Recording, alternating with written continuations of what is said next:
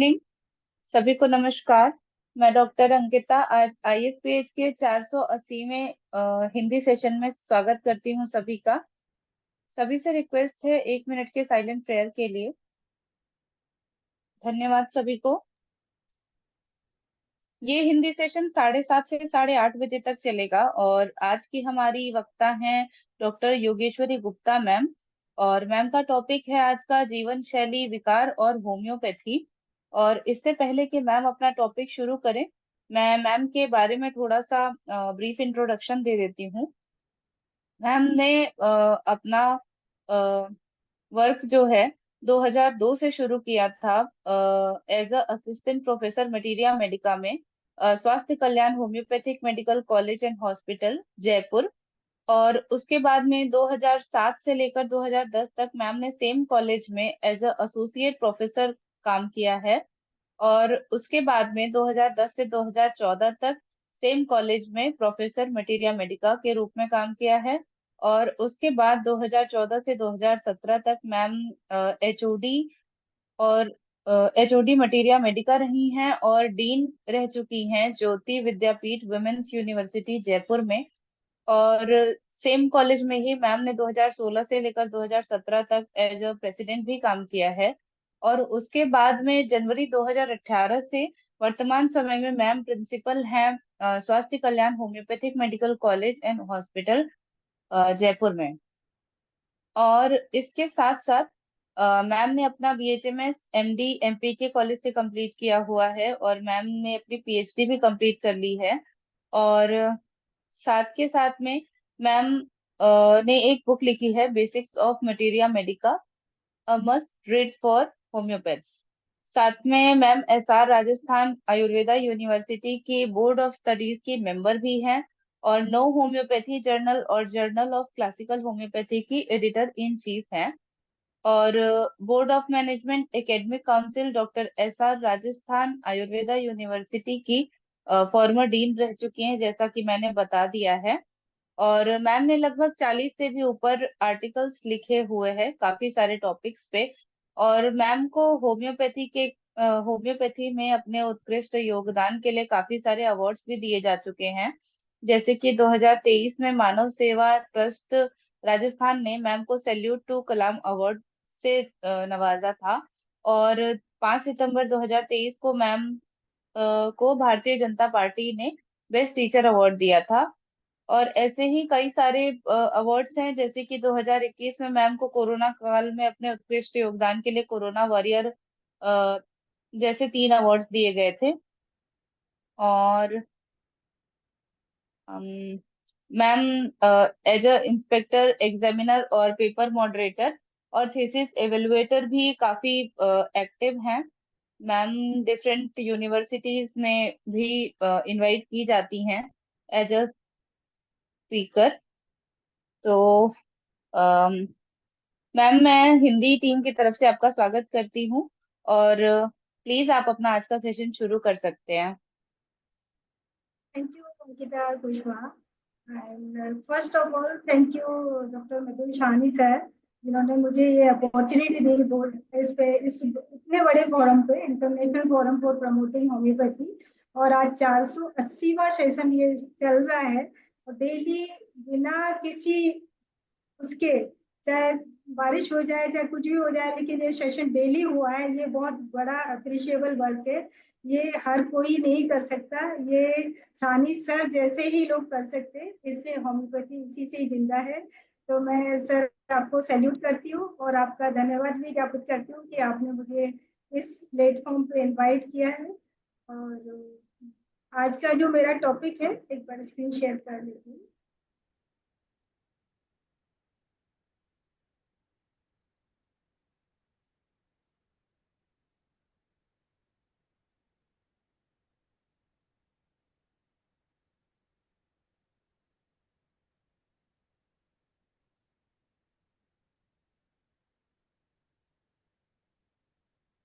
Screen देख पा रहे हैं क्या? मेरा स्क्रीन दिख रहा है आप लोग को?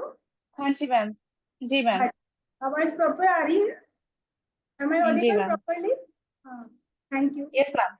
हाँ, So today we will discussing about homeopathy and lifestyle diseases. Lifestyle disease means जैसे अंकिता ने बताया जीवन शैली विकार. जीवन शैली विकार. Why we are discussing about this topic today? And ये एक बड़ी समस्या है आज के टाइम में, लाइफ स्टाइल डिसऑर्डर. तो लाइफ मीन्स, लाइफ से पहले से ही पता चल रहा है कि लाइफ स्टाइल मीन्स जीवन जीने की कला. मीन्स सुबह से लेकर शाम तक आप क्या कर रहे हैं, किस समय उठ रहे हैं, किस समय सो रहे हैं, क्या बैठ रहे हैं, कैसे बैठ रहे हैं, कैसे सो रहे हैं, क्या खा रहे हैं और किस समय खा रहे हैं, ये सब इस पे ये है लाइफ स्टाइल. और अगर हम इनको प्रॉपरली कर रहे हैं मीन्स आहार और विहार, हमारा जो आहार विहार क्या है, अगर वो प्रॉपरली है तो मीन्स हमें कोई भी प्रॉब्लम्स नहीं है. तो अपनी जो स्टाइल है लाइफ की, way people live and day to day habits of an individual, मतलब जो डेली की हैबिट्स है इंडिविजुअल की, मतलब इन पर्सन जिसकी जो भी हैबिट है उसकी वजह से अगर प्रॉपरली है तो ठीक है, अगर इसमें इसकी वजह से कोई इलनेस आ रही है, इसकी कॉज हो रहा है, तो it means that is the life style disorders. Means सुबह उठ रहे हैं हम, अभी देखिए सुबह सूर्योदय से पहले उठना चाहिए, रात को जल्दी सो जाना चाहिए, वो सारा अपन चेंज हो गया. आज की जो जनरेशन है वो लेट तक उठती है और लेट तक सोती है, इसकी वजह से भी डिसऑर्डर्स हो रहे हैं. मतलब अपनी जो आयुर्वेदा में लिखा है कि टाइम से सोए टाइम से उठें, और जो भी हम खा रहे हैं वो अपना आहार, जो क्या खा रहे हैं, जैसा अन्न वैसा मन, ये बोलते हैं. तो अभी खाने का भी हमें पता नहीं रहता, ना तो टाइम का पता रहता है, ना ये पता रहता है हम क्या खा रहे हैं. तो इनकी वजह से हमारी ये डिसऑर्डर्स हो रहे हैं. और ये लाइफ स्टाइल डिसऑर्डर हमारे जनमानस, हमारे जो खुद के ही क्रिएट किए हुए ये डिजीजेज हैं. तो WHO ने बहुत अच्छे से लिखा है कि defines lifestyle disorders as an aggregation of personal decision over which individual has control. Means आप कंट्रोल कर सकते हो इसको, लाइफस्टाइल डिसऑर्डर होगी नहीं अगर आप प्रॉपर्ली इसको कर रहे हैं. और a disease associated with the way a person, group of people live. तो इनिशियली मैंने बताया why we are talking about this topic. इस नेशनल हेल्थ पोर्टल के अनुसार भारत में 60 लाख लोगों की मौत क्रॉनिक लाइफस्टाइल डिसऑर्डर से, क्रॉनिक लाइफस्टाइल डिजीज से हो रही है. ये 60 लाख का आंकड़ा कितना होता है, और जो कि पूरे देश में वो 4 करोड़ है, और यही कंडीशन रही, इस पे हमने मनन नहीं किया, तो ये जो आंकड़ा है वो 5.5 करोड़ पहुंचने वाला है 2030 तक.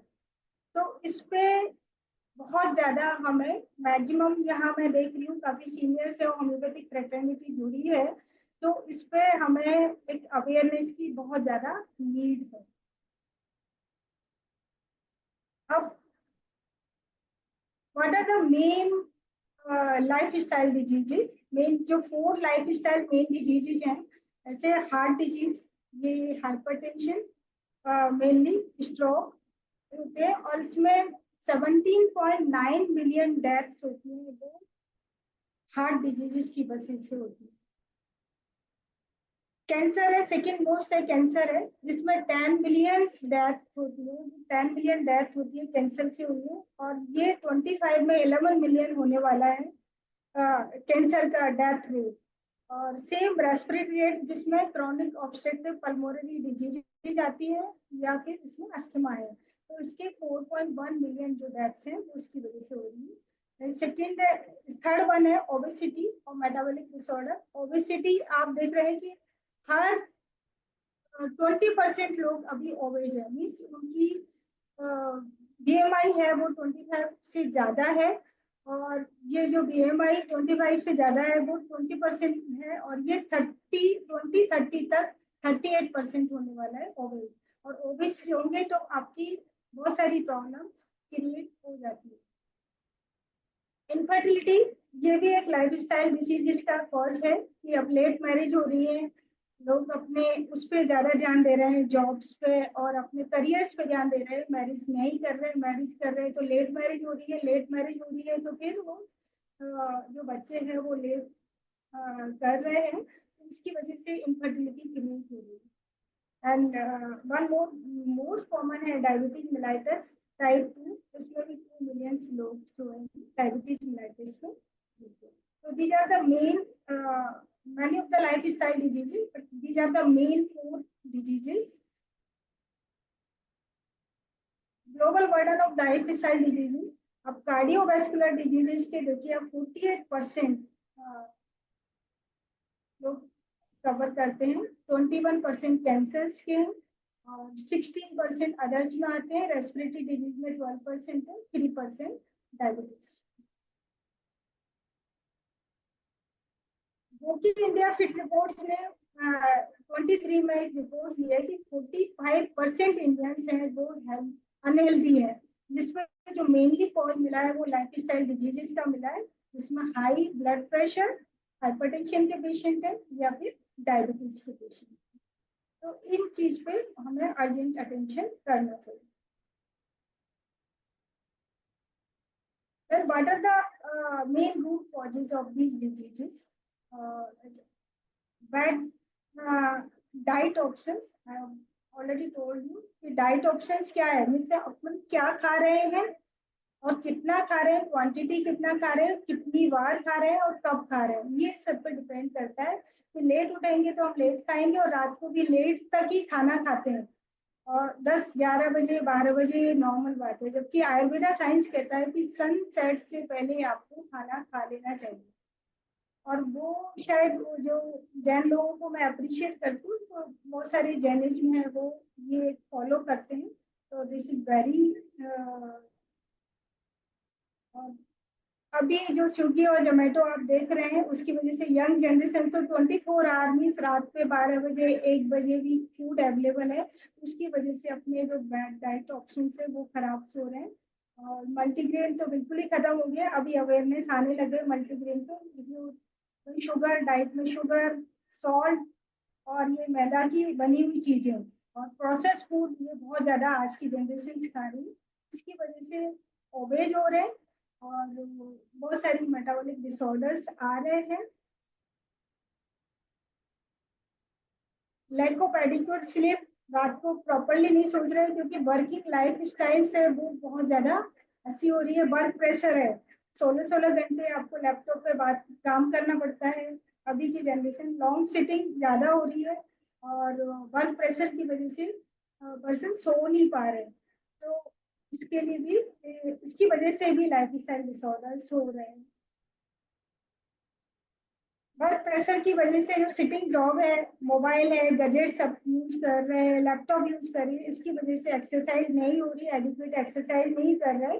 और ये एक्सरसाइज प्रॉपरली करना चाहिए, वो बोलते हैं कि 40 मिनट्स वॉक डेली करनी चाहिए, ब्रिस्क वॉक करनी चाहिए, वो सब अभी सब बंद हो गया है क्योंकि इस सब के लिए तो किसी के पास टाइम ही नहीं है। तो क्योंकि अपने वर्किंग लाइफ स्टाइल इतनी होगी कि सिटिंग जॉब ज्यादा हो गई। पुअर पोस्चर, जब हम ऑल द टाइम बैठे हैं तो लैपटॉप पे देख रहे हैं ना, तो पोस्चर प्रॉपर है।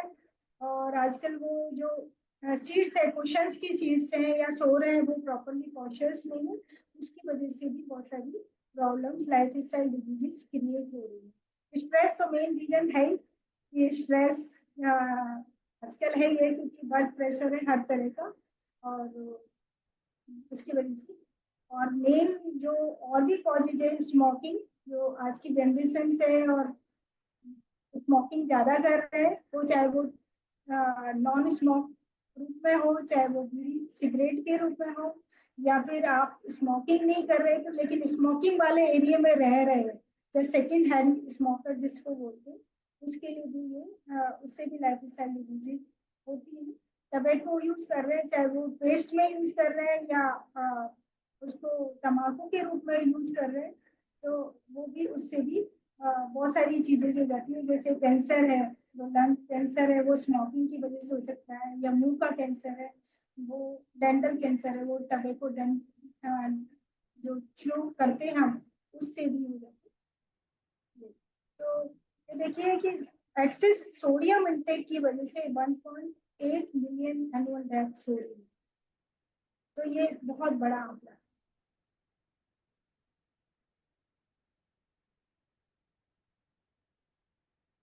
which is the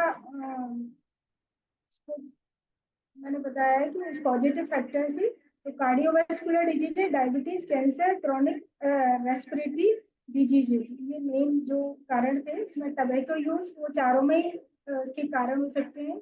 unhealthy diets, imbalance diet ले रहे हैं वो कार्डियोवास्कुलर, डायबिटीज और कैंसर्स हो सकते हैं। फिजिकल एक्टिविटी से भी तीनों हो सकते हैं।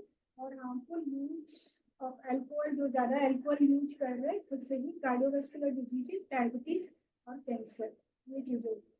इस टबैको यूज में आप चारों है, आपको रेस्पिरेटरी डिजीज भी हो सकती है और कैंसर भी हो सकता है, डायबिटीज और कार्डियोवास्कुलर डिजीज। अब तो देखिए जिस तरह से लोग खाते हैं टबैको, मतलब चाहे पान के रूप में लें या स्नफ में लें या डेंटल पेस्ट में लें, उन सबसे कैंसर होगा, किसी भी रूप में लें लेकिन कैंसर होगा। स्मोकलेस टबैको आजकल काफी आ रहा है, लेकिन वो इफेक्ट उतना ही बॉडी को बैड इफेक्ट डालता है जितना कि स्मोक वाला। ये गोपी इंडिया फिट रिपोर्ट्स ने 2020 से 2023 में बताया है कि ये ओवर द 3 इयर्स में कंसिस्टेंटली ये लाइफ स्टाइल डिजीज भी बढ़ी है। तो कोलेस्ट्रॉल में आप देखेंगे 16% 2020 में था, वही 17% लोगों में था 2021 में। कोलेस्ट्रॉल इंक्रीज 18% था 2022। ब्लड प्रेशर 2020 में 23%, 2021 में भी 23% एंड 2022 में 24% रहा। एंड डायबिटीज 15% से 17% 2020 से 2022। इन थायराइड 7%, 9 से 7%। तो ये गोके इंडिया फिट रिपोर्ट्स ने दिया है। अब क्या इम्पैक्ट आएगा बॉडी को इससे? लाइफ स्टाइल डिजीज हो रही है तो क्या इफेक्ट हो सकता है? पर्सनल हो सकता है, reduce quality of life, quality of life कम होगी, पेशेंट की डेफिनेटली बीमार होगा तो डिसेबिलिटी हो सकती है और प्रीमेच्योर डेथ हो सकती है। हेल्थ केयर कॉस्ट आएगी, इंडिविजुअल हेल्थ केयर कॉस्ट आएगी, देन प्रोडक्टिविटी लॉस होगी पर्सन की, फैमिलीज की और सोसाइटी पे भी डेफिनेटली इफेक्ट आएगी। और अल्टीमेटली जो बर्डन है वो हेल्थ केयर सिस्टम पे ही आएगा। तो हॉस्पिटल्स में लाइन लगी हुई है, कैंसर के वार्ड फुल चल रहे हैं। और आप देखो हर पेशेंट को किसी को अस्थमा है, ओवेज हो रहे हैं पेशेंट, ये सारा जो हेल्थ केयर सिस्टम पे इफेक्ट आना है। अब कैसे आप प्रिवेंट कर सकते हो इनको? कि डेली एक्सरसाइज करें, हेल्दी फूड खाएं, जो आपका रूटीन का जो सीजनल वेजिटेबल्स और फ्रूट्स है वो खाएं, कोल्ड स्टोरेज के ना खा के सीजनल वेजिटेबल्स फ्रूट्स ये सब खाएं। उनके लिए भी उनसे आप लाइफ स्टाइल डिसऑर्डर्स को रोक सकते हैं। और सीजनल के लिए मैं एक बात बताना चाहूंगी कि अभी जो मार्केट में आ रहा है, आप कहने को कई बार अपन सोचते हैं कि इसको कैंसर हो गया लेकिन ये तो बहुत अच्छा खा रहा था और इसको कुछ मतलब प्रॉब्लम, बहुत ही रूटीन से रह रहा था, सिस्टम से रह रहा था, सुबह टाइम से उठना, टाइम से सोना, बिल्कुल परफेक्ट था, फिजिकल एक्टिविटी भी कर रहा था। लेकिन पता चला कि अभी जो मार्केट में सब्जियां आ रही हैं वो देखो कि कैसे उनमें इंसेक्टिसाइड और पेस्टिसाइड्स यूज कर रहे हैं। इसकी वजह से भी कैंसर एक मेजर कॉज हो जाता है। तो वो इन चीज पे भी हमें ध्यान देना है। ये देखिए अभी भास्कर में एक खबर छपी थी कि कैंसर के 40% जो केसेज हैं वो कैंसर, 40% जो केसेज है वो कैंसर के हुए, और कैंसर से इसके 50% डेथ होती है वो कैंसर के रॉन्ग लाइफ स्टाइल की वजह से हुई। इनकी लाइफ स्टाइल प्रॉपर नहीं थी और इनके रिसर्च में पाया कि सिगरेट पीने से, फिजिकल इनएक्टिविटी से, इस एक्टिविटी नहीं कर रहा है या ओवेज है या कोई अल्कोहल ले रहा है, ड्रिंक कर रहा है, उससे ये मेन कारण है जो कि कैंसर के है।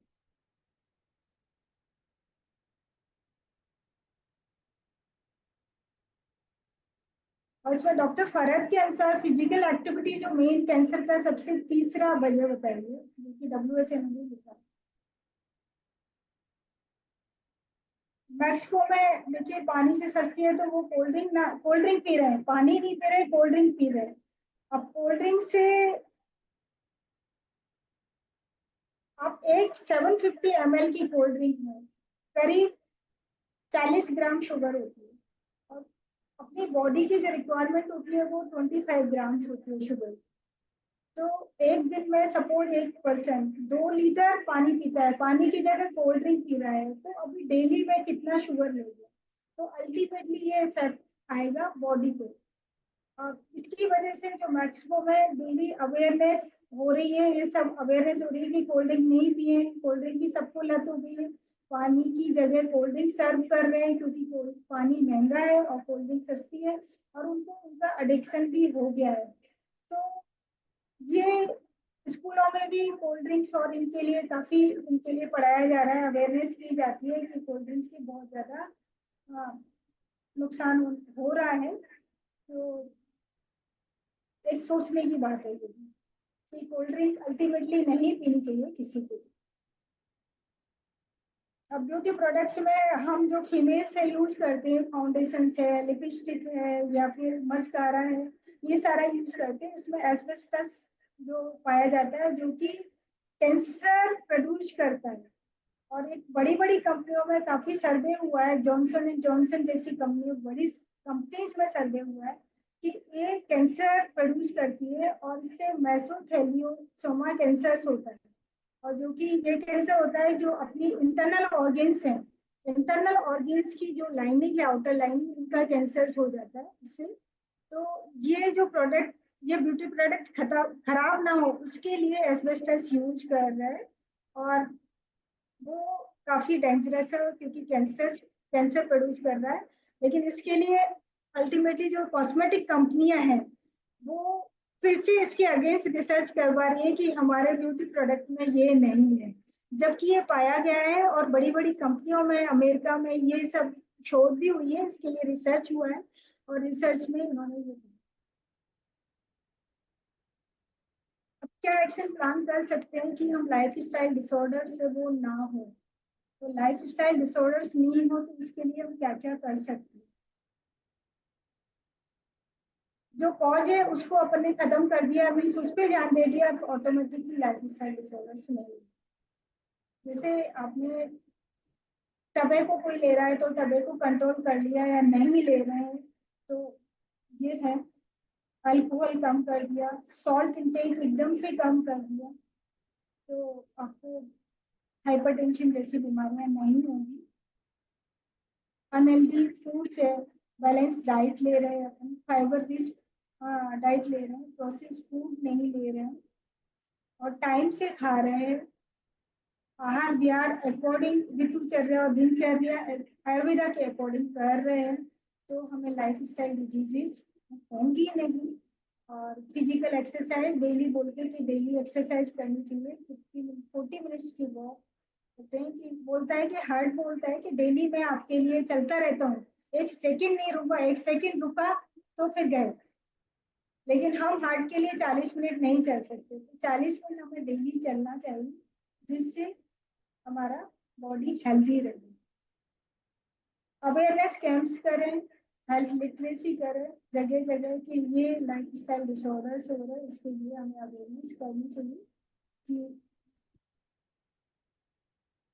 नॉन कम्युनिकल डिजीज है उनकी स्क्रीनिंग, क्या रिस्क फैक्टर है उनके बारे में बताएं, और स्क्रीनिंग करें, स्क्रीनिंग करके उनका इन्वेस्टिगेशन करें, इन्वेस्टिगेशन करके डायग्नोज करें, डायग्नोज करके उनको बताएं कि जो वेल फैसिलिटीज सारे हॉस्पिटल्स में होती है, और अपनी होम्योपैथी भी काफी इफेक्टिव है इसके लिए, तो पब्लिक को अवेयर करें कि उनकी डिजीज की, उनकी बीमारी की दवा है, और प्रॉपरली आप इन्वेस्टिगेशन करा के ट्रीटमेंट लें तो डेफिनेटली ठीक हो जाएंगे, और अपना लाइफ स्टाइल मॉडिफिकेशन वो ठीक करें।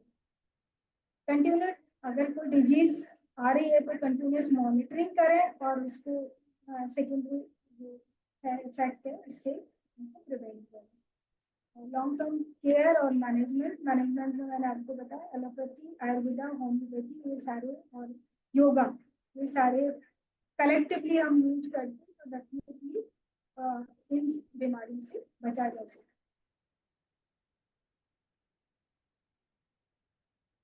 there are so many medicines for lifestyle disorder. Although जो होम्योपैथी है वो होलिस्टिक ट्रीटमेंट पे होलिस्टिक अप्रोच पे वर्क करती है, तो लेकिन कुछ मेडिसिन है जो ऑर्गन रेमेडीज हैं और उनका जो बताया रिसर्च में कि ये मेडिसिन आपकी डिफरेंट डिफरेंट डिजीज पे वर्क करती है। तो एक फिल्टस वेसिकुलोसिस मेडिसिन है जो कि फैट रिड्यूस करती है, जो हेल्दी जो फैटी एसिड्स है उनको हेल्दी टिश्यूज में कन्वर्ट कर देती है। तो फ्यूकस ग्रेफिटिस आज also a medicine for obese patient जिसमें कॉन्स्टिपेशन है, हैबिचुअल कॉन्स्टिपेशन है पेशेंट को और डिलेड मेंस्ट्रुएशन है ओबेसिटी के साथ, तो ग्रेफिटिस मेडिसिन ले सकते हैं। लेकिन ये सिंपल जो एक दो सिम्टम्स के बेस पे मेडिसिन नहीं दे सकती, लेकिन आज होम्योपैथी बात करें तो थोड़ी सी मेडिसिन मैंने इसमें डाली है। एस्पिलेटाइन जस्ट लाइक फाइटोलिन की तरह ये फैटी जो एसिड्स है उसको फैटी जो टिश्यूज है उनको कन्वर्ट करती है हेल्दी टिश्यूज में। Amyl nitrosum is also medicine for hypertension है या स्ट्रेस है, एकदम एमआई आ गया और कंस्ट्रिक्शन फीलिंग होती है हार्ट पे, तो उनके लिए अमील नाइट्रोसन ये मेडिसिन यूज करते। ब्राइटाम्योर इंक्रीज सिस्टोलिक और डायस्टोलिक लो हो जाता है, उसमें ये मेडिसिन यूज करते हैं। स्ट्रोफेंथस मेडिसिन भी यूज करते हैं जहाँ आर्टेरियोस्क्लेरोसिस है पेशेंट को और बहुत कंस्ट्रिक्टेड फीलिंग होती है, तो स्ट्रोफेंथस मेडिसिन यूज करते हैं।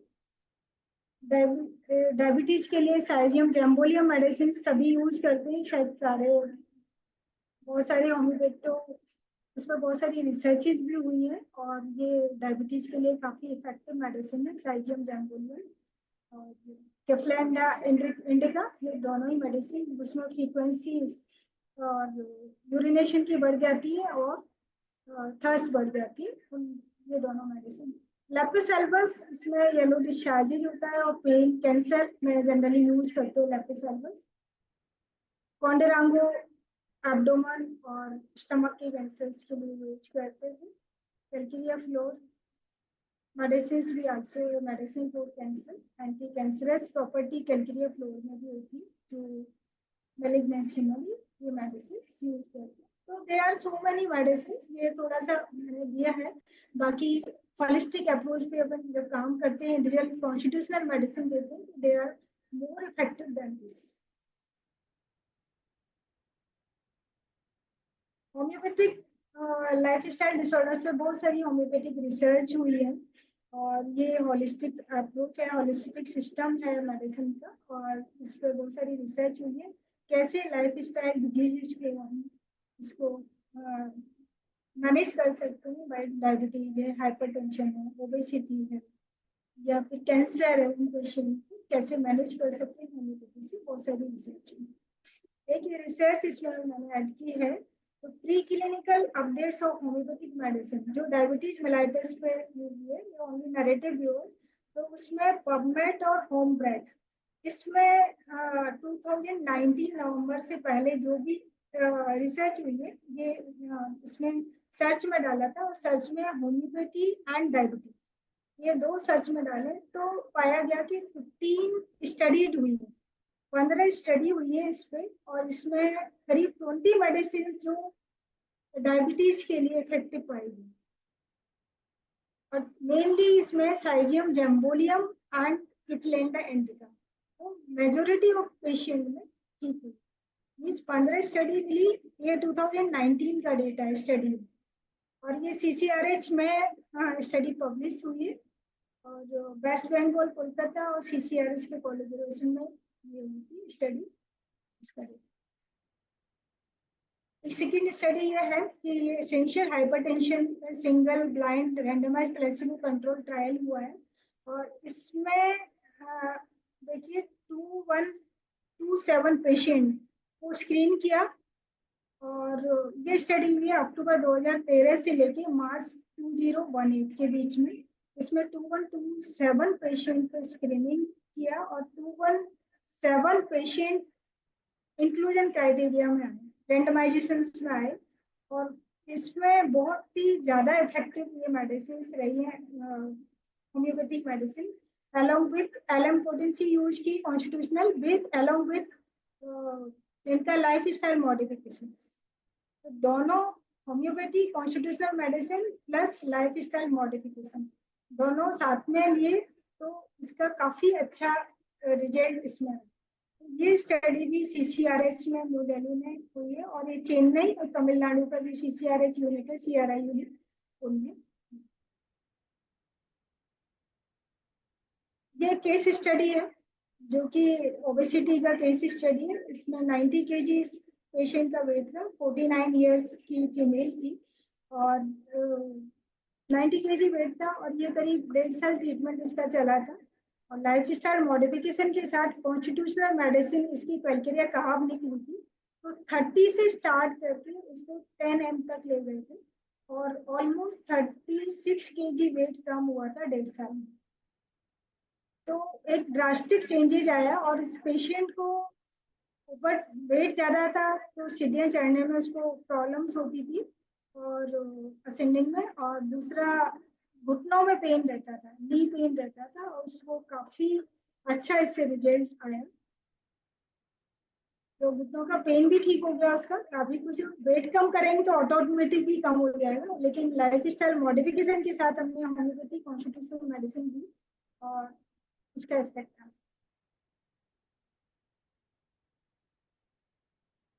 ये रिसर्च आर्टिकल कुछ लिंक हैं जिस पे अपन देख सकते हैं कि ये लाइफ स्टाइल जो डिसऑर्डर्स हैं इनके बारे में डिफरेंट डिफरेंट स्टडीज हुई है जो होम्योपैथी इसमें बहुत ज्यादा इफेक्टिव है।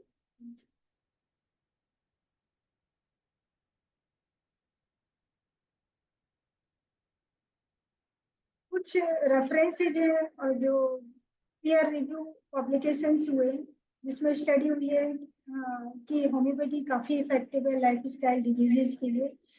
काफी सारे क्लिनिकल ट्रायल्स हुए हैं जिसमें पॉजिटिव इफेक्ट्स आया होम्योपैथिक मेडिसिन का, जो कि डायबिटीज, हाइपरटेंशन, ओबेसिटी को उन्होंने मैनेज किया है। कुछ सिस्टमेटिक रिव्यूज भी हुए हैं जिसमें भी होम्योपैथी काफी इफेक्टिव बताई है लाइफ स्टाइल डिजीजेस की। तो these are the few researches, मैंने बहुत सारी रिसर्चेज हुई है लेकिन थोड़ी सी रिसर्च मैंने थोड़े से पॉइंट इसमें। अब फ्यूचर पर्सपेक्टिव क्या है? फ्यूचर में अब देखिए एक्सपेंडिंग रिसर्च, हमको नीड है कि रिसर्च ज्यादा से ज्यादा करें। कितना रिसर्च हम कर सकते हैं, तो efforts are needed to further research हमको करनी है इसमें, जिससे होम्योपैथिक सिस्टम कितना इफेक्टिव है लाइफ स्टाइल डिजीजेस के लिए, उसकी ऑथेंटिसिटी बढ़ती है। इंटीग्रेटिव अप्रोच कर सकते हैं, मतलब कंबाइनिंग होम्योपैथिक ट्रीटमेंट प्लस आपका कन्वेंशनल मेडिकल कन्वेंशनल जो ट्रीटमेंट है इंटरवेंशनल है, दोनों को कंबाइन करके भी आप लाइफ स्टाइल डिजीजेस मैनेज कर सकते। एक्सेसिबिलिटी बढ़े, लोगों को पता चले कि होम्योपैथिक हेल्थ केयर है, उस पर काफ़ी इफेक्टिव है होम्योपैथी में। ये लोगों को एजुकेट करें कि होम्योपैथी काफ़ी इफेक्टिव है और ये वर्क करती है लाइफ स्टाइल डिजीज के लिए, और पब्लिक को इसके बारे में पता रहे। एज ए कॉम्प्लीमेंट्री अप्रोच भी आप इसको यूज कर सकते हैं। तो these are the future perspective. अब कुछ गवर्नमेंट ऑफ इंडिया ने इनिशिएटिव्स लिए हैं, तो अपने मिनिस्ट्री ऑफ आयुष ने भी इनिशिएटिव लिया है जिसमें वेरियस कोलैबोरेशंस हुए मिनिस्ट्री ऑफ आयुष के साथ, जिसमें कैसे प्रिवेंट कर सकते हैं और कंट्रोल कर सकते हैं इन डिजीजेस को। गवर्नमेंट ऑफ इंडिया ने एक नेशनल हेल्थ पॉलिसी 2017 में बनाई थी। उसका जो मेन जो पर्पस था वो कैसे प्रिवेंट कर सकते हैं लाइफ स्टाइल डिजीजेस को, और प्रीमेच्योर जो कैसे मोर्टिलिटी को हम रोक सकते हैं कार्डियोवास्कुलर डिजीजेस से, डायबिटीज, कैंसर और अदर क्रोनिक डिजीजेज हैं उनको। उनका जो एम था ये था कि किसी तरह प्रीमेच्योर जो मोर्टिलिटी है, डेथ है, उसको रोकें। Government of India national health mission बनाता है जिसमें नेशनल हेल्थ प्रोग्राम्स काफी हुए हैं जो कि डायबिटीज को प्रिवेंशन और कंट्रोल दोनों, डायबिटीज, कैंसर और कार्डियोवास्कुलर डिजीजेस, और जिनका मेन जो ऑब्जेक्टिव था कि कैसे अर्ली डिटेक्ट करें डिजीज को और उसका ट्रीटमेंट करें और उनको बेस्ट लेवल ट्रीटमेंट दिया जाए। प्रधानमंत्री सुरक्षा योजना है जिसमें बहुत सारे गवर्नमेंट मेडिकल कॉलेजेस में सेटअप हैं इसके लिए। तो हेल्थ केयर सिस्टम में जनौषधि केंद्र खोले हैं जो एलोपैथिक सिस्टम में, जो कि बहुत जेनरिक अफोर्डेबल प्राइस में मेडिसिन मिलती हैं। क्योंकि आप देखेंगे कैंसर की जो दवाइयाँ हैं वो बहुत ज़्यादा कॉस्टली हैं और हर कोई इसको अफोर्ड नहीं कर सकता। तो हमें पब्लिक को अवेयर करना पड़ेगा कि ओनली एक हेल्थ केयर सिस्टम पे डिपेंड ना रहें। होम्योपैथी काफ़ी इफेक्टिव है और ये कॉस्ट इफेक्टिव भी है, पेशेंट को ज़्यादा कॉस्टली भी नहीं पड़ती है और इफेक्टिव काफ़ी। तो वो हमें एज ए होम्योपैथ आज इस फोरम पे बैठे हैं तो हमें इस को करना चाहिए, अवेयर करना चाहिए पब्लिक को कि होम्योपैथी इतनी ज़्यादा इफेक्टिव है।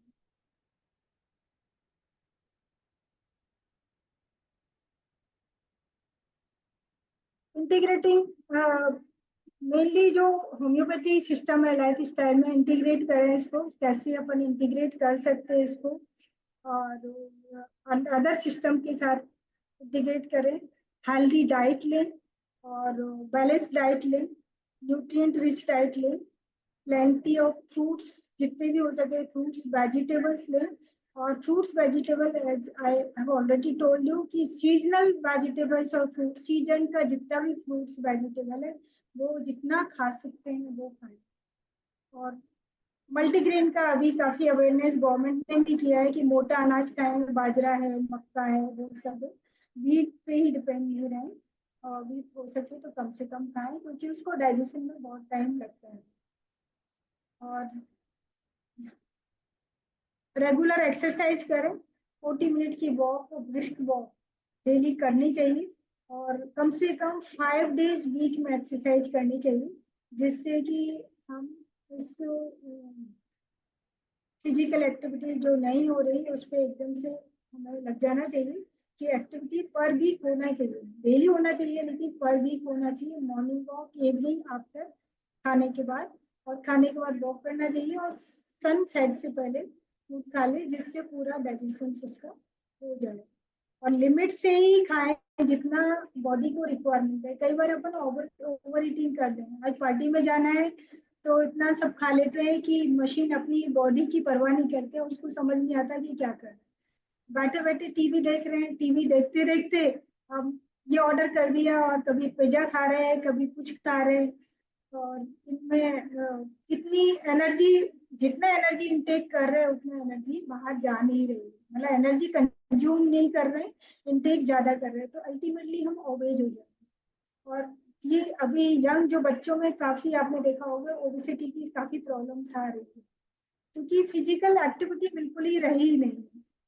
और किसी टाइम में ये होता था कि बच्चों को बाहर से लाना पड़ता था कि खेलने जा रहे हैं, बाहर से खींच के लाना पड़ता है। अभी यह है कि हमें भेजना पड़ता है कि जाओ बाहर थोड़ा घूम के आओ, खेल के आओ, क्योंकि ऑल द टाइम हमें गेम खेलना है तो मोबाइल पे खेलना है, लैपटॉप पे खेलना है, टीवी देखना है, बैठे बैठे देखना है।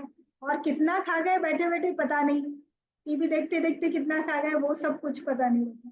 तो ये हमें इस पे ध्यान देना चाहिए और अपनी, हमारा टाइम जो भी है लेकिन जो यंग जनरेशन से बच्चे उन पे बहुत ज्यादा ध्यान देने की नीड है क्योंकि बच्चे ही अनहेल्दी हो जाएंगे तो फिर आगे चल के बहुत ज्यादा ये मेजर प्रॉब्लम्स आने वाली है।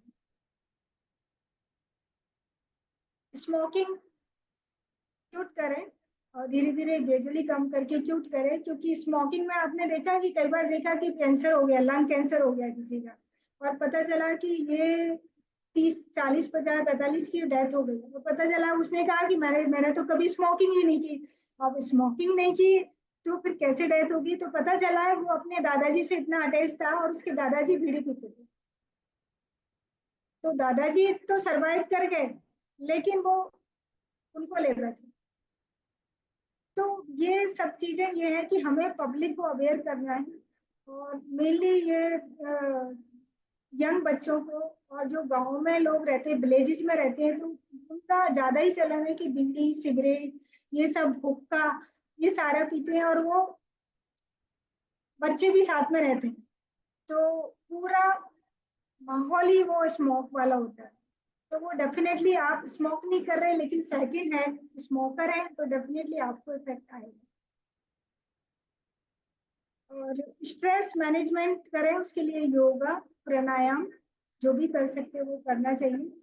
डेली एक्सरसाइज करें। और ग्रुप में सबसे बात करें। फेसबुक और व्हाट्सएप के फ्रेंड्स बनाने के बजाय अपन वर्चुअल फ्रेंड्स बनाएं जो आपके काम आए ऑल द टाइम। तो ये बहुत ज़्यादा ज़रूरी है। डीप ब्रीदिंग योगा जो अभी आजकल जो मोदी जी का वो आया है कि जितना हो सके वो आप योगा करें। और स्ट्रेस के लिए तो योगा और मेडिटेशन बेस्ट है। और होम्योपैथी जो मेडिसिन है वो तो होम्योपैथिक जो सिस्टम ऑफ ट्रीटमेंट है ये तो अल्टीमेट है ही। और इसकी इफेक्टिवनेस तो हमें ही बतानी पड़ेगी आज के यंग जनरेशन में, और अवेयरनेस करनी पड़ेगी। अब रतन टाटा जी ने बोला है कि none can destroy iron but its own the scale. Means हमारी जो लाइफ स्टाइल डिजीजेज है हमारी हमने खुद ने जनित की है। हमारी खुद के हमने खुद ने ही अपने आप को डिस्ट्रॉय किया है। ये बाहर से नहीं आई है। अब कैंसर है, कैंसर तो आपने जो मिश्र में मम्मी है उसमें भी कैंसर जो सेल्स पाए गए हैं। लेकिन जो कैंसर सेल्स हैं वो आज ज्यादा क्यों है? क्योंकि हमारा जो लाइफ स्टाइल है वो एकदम से चेंज हो गया, खान पान का स्टाइल ही चेंज हो गया, फिजिकल एक्टिविटी नहीं हो रही है। तो इनकी वजह से हो रहा है। But its own rust can likewise none can destroy a person but his own mindset. तो ये रतन टाटा जी ने बहुत अच्छा कोट लिखा है, तो ये मैं आपसे ये शेयर कर रही थी। तो ये है। तो अभी मैं यही बोलना चाहूंगी कि बहुत सारी जो लाइफ स्टाइल डिसऑर्डर्स है, जो 4 मेजर पे हमने डिस्कस किया, उसकी बहुत सारे लाइफ स्टाइल डिसऑर्डर है लेकिन मेजर 4 पे डिस्कस हमने आज किया है। और इन पे हमने काबू पा लिया। और बीइंग होम्योपैथिक फ्रेटर्निटी हमने अपनी सिस्टम की और अपनी होम्योपैथी की लोगों को अवेयरनेस कर दिया। क्योंकि ये सारी चीजें हम सब जानते हैं लेकिन आज ये वेबिनार है तो हमारी एक ड्यूटी बनती है कि बहुत सारे लोग हैं जो कॉलेज से जुड़े हुए भी हैं। तो मैं देख रही थी कि चलोत्रा सर को भी मैंने देखा था। और काफी लोग हैं तो काफी सीनियर लोग भी जुड़े हुए हैं, काफी स्टूडेंट्स भी हैं। तो आज की जो जनरेशन को जो होम्योपैथिक स्टूडेंट है उनको थोड़ा सा आगे करें और उनको बताएं कि जो पब्लिक में जाएं और अवेयरनेस करें इसके लिए। क्योंकि बीमारियां तो बहुत है लेकिन ये बीमारी ऐसी है कि अंदर से घर में ही खाई जा रही है। और ये हमें हैबिट ही हो गई है कि आज बच्चा देखता है कि अंकल चिप्स ला रहा है, एडवर्टाइज इतने आ रहे हैं से इस तरह के एडवर्टाइज आ रहे हैं तो अपने आप को रोक ही नहीं पा रहे हैं, बैठे बैठे चॉकलेट्स खा रहे हैं। तो इतनी शुगर बॉडी में चली गई तो उसका कुछ नहीं कर सकते। तो ये सारी चीजें हैं। अभी देखो कैंसर में जो 15 लाख न्यू केसेस मिले अभी, और जो कि 25 में ये 18 लाख होने वाले। और जो कि इसमें हर 10वां जो इंडियन है वो कैंसर का होगा, वो कैंसर का होगा। तो बहुत सारी जो ये डिजीजेज है मेन। अब एमआई में देखिए जल्दी चलते लोग चले जाते हैं। अपन प्रोसेस फूड खा रहे हैं, ये फैटी फूड खा रहे हैं, इसकी वजह से प्लाक्स है, कोलेस्ट्रॉल जम रहा है, हाई कोलेस्ट्रॉल डाइट ले रहे हैं। तो उससे आर्टेरियोस्क्लेरोसिस हो रहा है और ब्लड प्रेशर बढ़ रहा है और आपके एमआई के केसेस भी बढ़ रहे हैं और स्टंट लग रहे हैं लोगों में।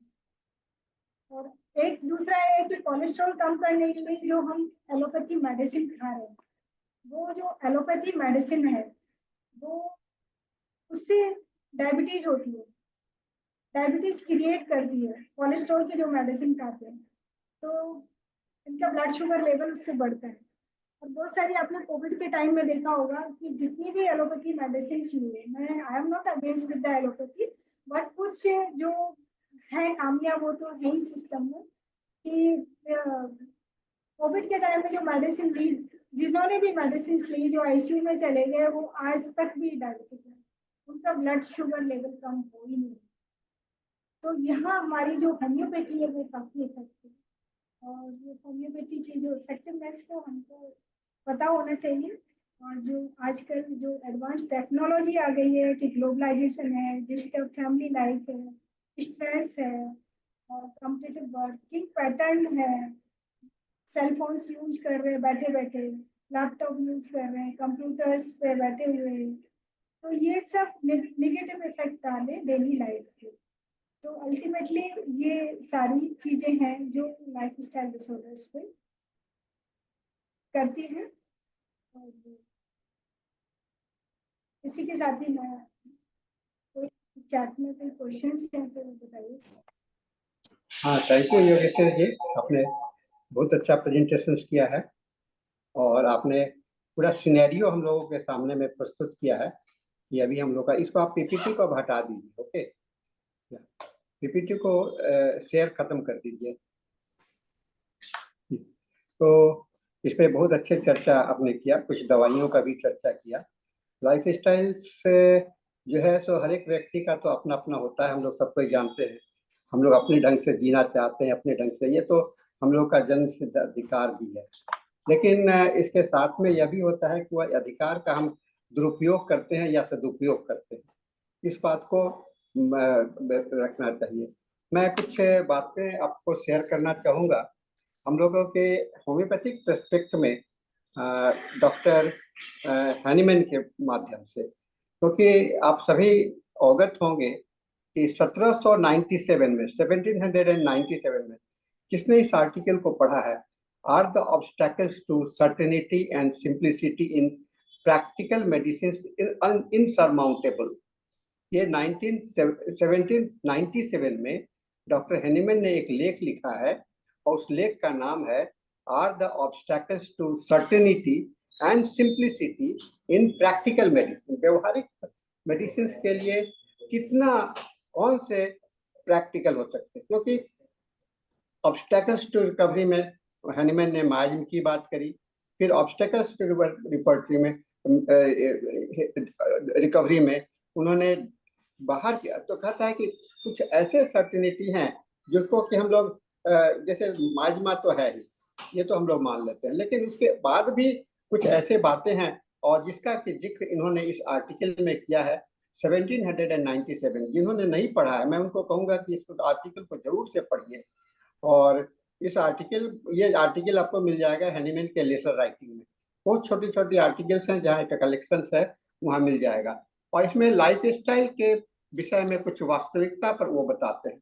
इसके राइटिंग्स में कहते हैं डायटिक रूल्स एलोन, अकेला, डायटिक रूल्स अकेला, ये जो है सो आपको कारण नहीं होता है। डायटिक रूल्स मतलब कि हम अपने खाने की बात को करते हैं, ये आपको क्योर को ऑब्स्टैकल करता है। तो डाइट जो होता है, डाइट भी मेडिसिन होता है, फूड भी मेडिसिन होता है, क्योंकि हमारे जितने सब्सटेंस है मेडिका में मेडिसिन हैं, उसके अंदर में मैक्सिमम चीज तो हम लोग का भोजन में आता है ना। तो हम लोगों का प्रिंसिपल ये कहा है, आर्न्स लॉ ने कहा, अगर मध्यम मात्रा में लेते हैं, साधारण मात्रा में लेते हैं तो हमारे न्यूट्रिशन का काम करता है। लेकिन अगर ज्यादा मात्रा में हम लोग लेते हैं, ज्यादा मात्रा में अगर लेते हैं तो वह जहर का काम करता है। तो एक ही चीज जो है सो आपको जीवन दे रहा है और वही चीज जहर दे रहा है। अगर थोड़ा बहुत पिज्जा खा लिए तो कोई दिक्कत नहीं है ना, थोड़ा बहुत पिज्जा खा लिए तो कोई दिक्कत नहीं है, थोड़ा बहुत गोलगप्पे खा लिए तो कोई दिक्कत नहीं है। लेकिन अगर आप गोलगप्पे से पेट भरना चाहिएगा, पिज्जा से पेट भरना चाहिएगा, जो आपका भोजन नहीं है ना। पिज्जा जो है सो आप जाइए, इटली वाले लोग तो खाली पिज्जे खाते रहते हैं, उनका पूरा भोजन है। तो एक अपना एरिया को पहचानना बहुत इंपॉर्टेंट, डॉक्टर हैनीमैन ने कहा। उन्होंने बहुत सारा कहा, बहुत सारे रिजल्ट दिया है कि खाने के अलावा हम लोगों का जो रहन सहन है, हम कपड़ा नहीं पहनते हैं, अगर मॉडरेट एक्सरसाइज नहीं करते हैं, जो कि आपने मैडम योगेश्वरी जी ने भी जिक्र किया था, ये डॉक्टर हैनीमैन ने इस बात की चर्चा कर चुके हैं। मैं कहने का मेरा मतलब ये है कि डॉक्टर हैनीमैन इस बात से पूरी तरह से अवगत थे कि ये लाइफ स्टाइल जो नॉन कम्युनिकेबल डिजीज है, जहाँ की दवा की ही नहीं आवश्यकता है। डॉक्टर हैनीमैन ने कहा कि कुछ ऐसी बातें होते हैं जहाँ की दवा ही नहीं का जरूरत होता है, और वह दवा बिना दवा के ठीक हो जा सकता है। अगर आप गर्मी पड़ रहा है और पानी आप नहीं पीते हो, अपने को हाइड्रेटेड नहीं रखते हो, तो क्या होगा? डिहाइड्रेशन होना ही है। और ये पानी पीने लगोगे तो क्या हो जाता है? मैं मैक्सिमम बहुत सारे पेशेंट को जो कि आते हैं कि सिर में दर्द हो रहा है, ये हो रहा है, तो मैं कहता हूँ कि तुम कम से कम पानी तो पी के देखो ना, कम से कम 10 गिलास पानी पी लेके आओ। 2 दिन के बाद आप छोटी सी गोली दे दिए प्लासिबो का तो ठीक हो जाता है। फीवर लेकर के आ रहे हैं, फीवर लेकर के आ रहे हैं, क्यों? डिहाइड्रेशन से फीवर जैसा कंडीशन हो रहा है प्राइमरी स्टेज में। और वहां भी हम लोग क्या अति करते हैं कि आप पानी पियो, मैं दवा नहीं देता हूँ। मैं देखता हूँ कि इसको ये जो है सो लू लगने की स्थिति में है डिहाइड्रेट। और मैं, हाँ, महिला महिला महिलाओं के महिलाओं के महिलाओं के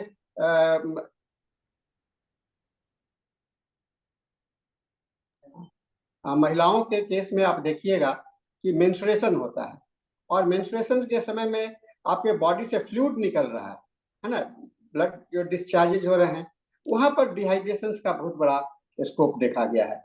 तो इसमें कहते हैं कि गुड इफेक्ट मेडिसिन को गुड इफेक्ट को करने के लिए आपको डॉक्टर हेनीमैन ने लिखा वहां पर ये आपका ये होता है। फिर कहते हैं कि बहुत सारे पेशेंट जो होते हैं अपने जीवन शैली में जीवन शैली में बहुत सारी चीज को अपनाते हैं, जिसके कारण कि उनके अंदर में बहुत सारे परिवर्तन होते रहते हैं। तो जीवन शैली की चर्चा डॉक्टर हेनीमैन ने कहा, और इन्होंने फिर ज्योग्राफिकल इन्फ्लुएंस की बात कही इस आर्टिकल में। ज्योग्राफिकल इन्फ्लुएंस, जो कि मैं भी बोल रहा था कि इटली वाले के लिए पिज्जा बहुत अच्छा है और हमारे लिए रोटी या चावल बड़ा अच्छा है, और साउथ इंडियन वाले के लिए डोसा और इडली बहुत अच्छा है।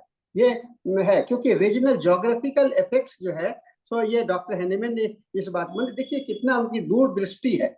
मैं डॉक्टर हेनीमैन के दूरदृष्टि पर ध्यान बताना चाहूंगा। इसलिए मैं कहूंगा कि इस आर्टिकल को आप लोग पढ़िए, क्योंकि इससे हम लोग जो अब रिसर्च की बात करते हैं, जो और योगेश्वरी जी आपने भी एक अच्छा रिसर्च पेपर सबमिट किया है तातिया यूनिवर्सिटी में, तो वो भी मैं देखा और मैंने सुन रहा था आपके बातों को ध्यान से। तो जो रिसर्च ओरिएंटेशन है, हम लोग खुद अपने फिलोसफी के अंदर में, अपने ऑर्गेनन के अंदर में इस चीज को हम लोग को जांच करके देखने का कोशिश करते हैं।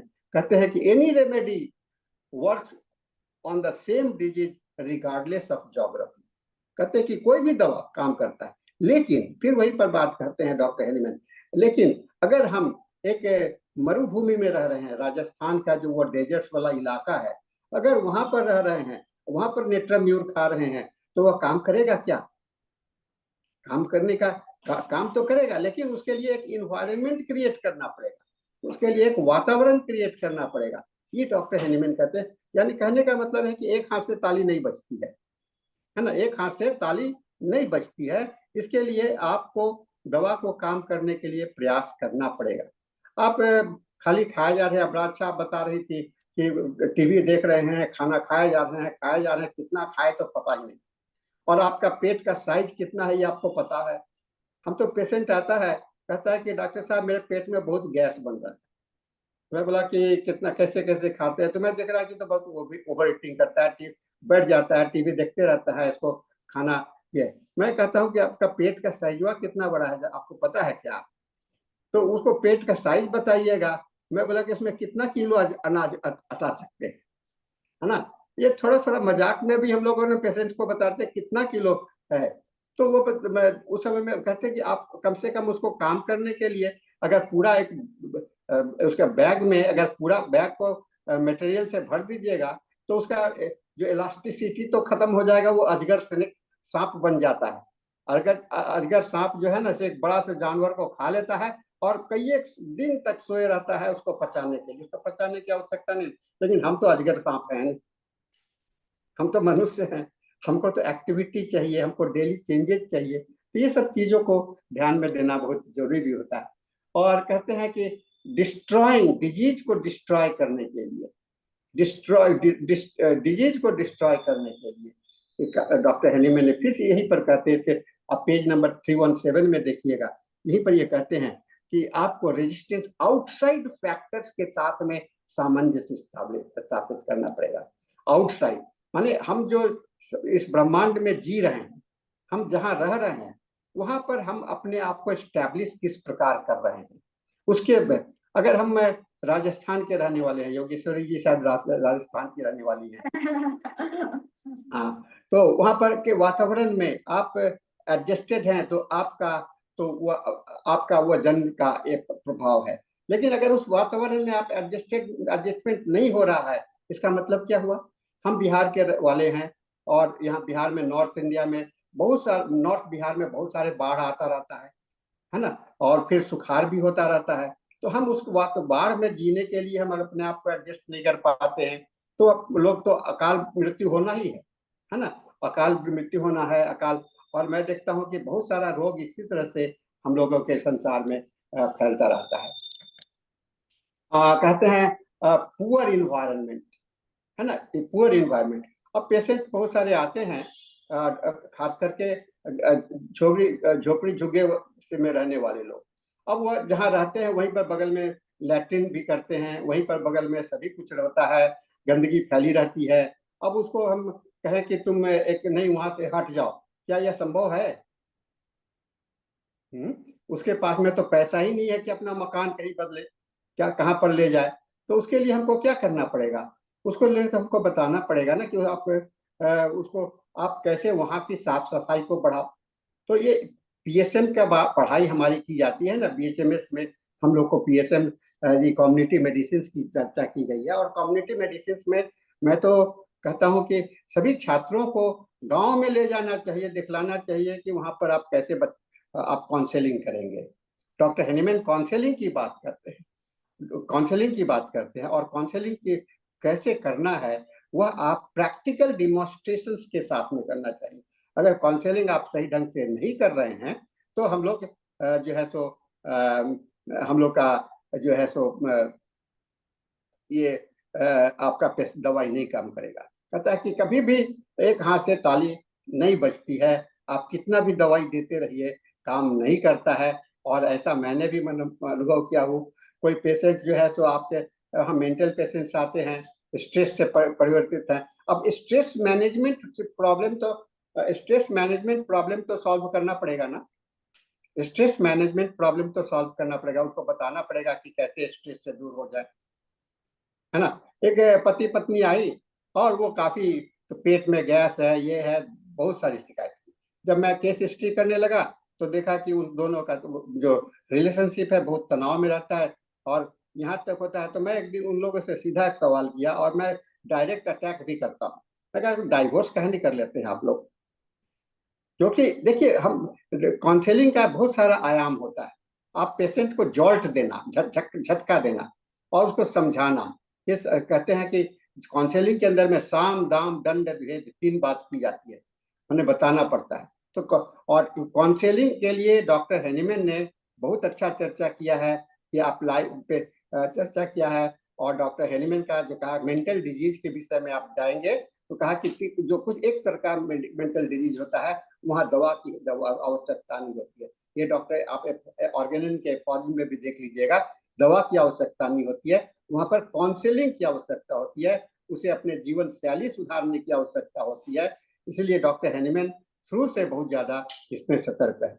मैं बहुत ज्यादा बोल गया हूँ, समय खत्म हो चुका है। मैं अंकिता जी से कहूंगा 8:30 हो चुका है, सेशन क्लोज करेंगे और हम लोग डॉक्टर गणेश जी को ट्रांसफर करेंगे। थैंक जी यू सर। सो मच, आपने काफी एनलाइटन किया पूरा वो ऑर्गेनोन का पूरा टच कर दिया अच्छे से। और ऑर्गेनोन में डाइट एंड रेजिम के बारे में काफी कुछ दे रखा है, बहुत कुछ दे रखा है, उसमें से काफी कुछ आपने एक्सप्लेन कर दिया अभी पार्टिसिपेंट। लेकिन सर आपका जो डेडिकेशन है होम्योपैथी के लिए वो वाकई में सैल्यूट के लायक है कि इतना ज्यादा आप। फिर आइए योगेश्वरी जी, आप दूसरे एक सेशन और आइए, हम लोग आपको, मैं आपसे बात कर लूंगा अगला सेशन में आपके। एनी टाइम ठीक ठीक, जब भी आप कहेंगे एनी टाइम। हाँ ठीक। तो अंकिता जी आप वोट ऑफ थैंक्स प्रेजेंट कीजिए। जी सर।